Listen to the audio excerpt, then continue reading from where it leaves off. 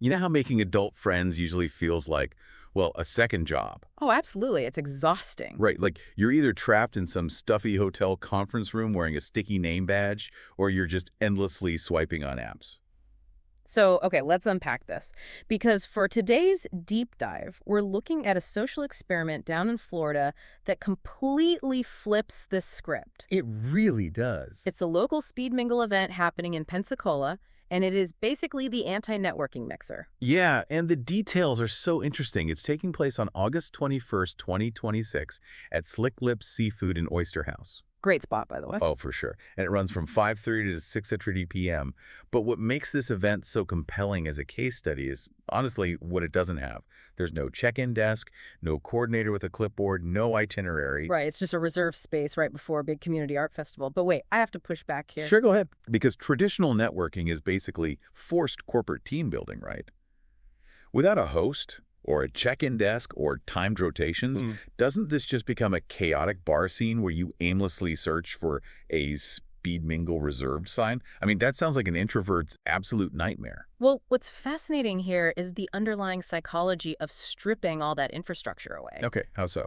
When you remove the mandatory name tags and the forced icebreakers, you're actually tapping into this concept called ambient sociability. Ambient sociability. Exactly. In a highly structured mixer, your cortisol spikes because you're performing, right? But here, you're just existing in a shared space where everyone has implicitly opted into being approached. The lack of structure is the structure. Oh, I see. So by simply putting a reserved sign on a table, it signals safety. Yeah, exactly. Here's where it gets really interesting, though. They're leaning entirely into the venue's natural ecosystem to lower the barrier to entry even further. I mean, they aren't renting some sterile hall. Right, they really aren't. It's happening during a regular happy hour with $1 raw oysters, and there is absolutely zero cover charge to get in. It's 100% free. And if we connect this to the bigger picture, removing that entry fee completely alters human behavior. Not even. Think about it. When you pay, say, $40 for a professional mixer, you walk in with a highly transactional mindset. Oh, yeah. You subconsciously need a return on your investment. Right. You feel like you need 3 solid business contacts or, a new best friend just to justify the cost. You become a networking shark. Exactly. But when it's free and just seamlessly integrated into an environment where you might naturally be grabbing a drink anyway, that pressure just evaporates. It stops being transactional and becomes genuine, hyper-local community building. Okay, I love that. But let's say you do hit it off with someone over those oysters.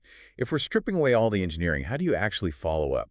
Well, that's where the tech comes in. Right, because the event introduces an optional feature called SmartSync. It's $6.99. And I have to admit, I'm a bit confused here.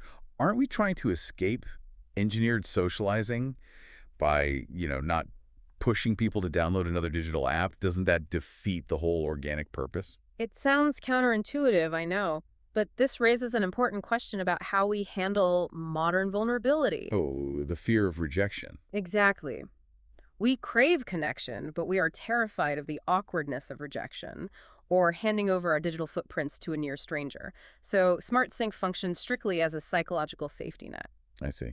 So what does this all mean for your personal privacy? Is it kind of like a digital burner phone or a digital airlock? Digital airlock is a great way to put it. Instead of that high-stakes moment where you're asking for a phone number or an Instagram handle, this system creates a temporary private bridge. Oh, nice. Yeah, it allows 2 people who met organically to continue the conversation later without exposing any personal data.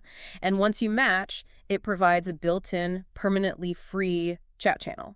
It lowers the barrier to follow up because the perceived risk is just almost zero. Wow, so it's a brilliant little pressure valve.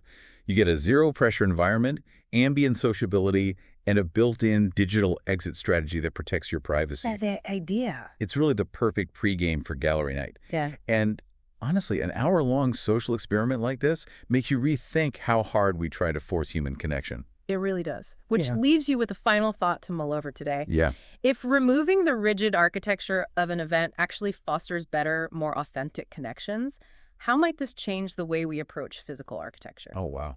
Just imagine if our urban planners stopped designing hyper-segmented, single-purpose city blocks and instead started designing our daily routines and neighborhoods with more unstructured spaces, spaces designed specifically to let accidental community happen entirely on its own. Just put up a reserve sign and see who organically shows up.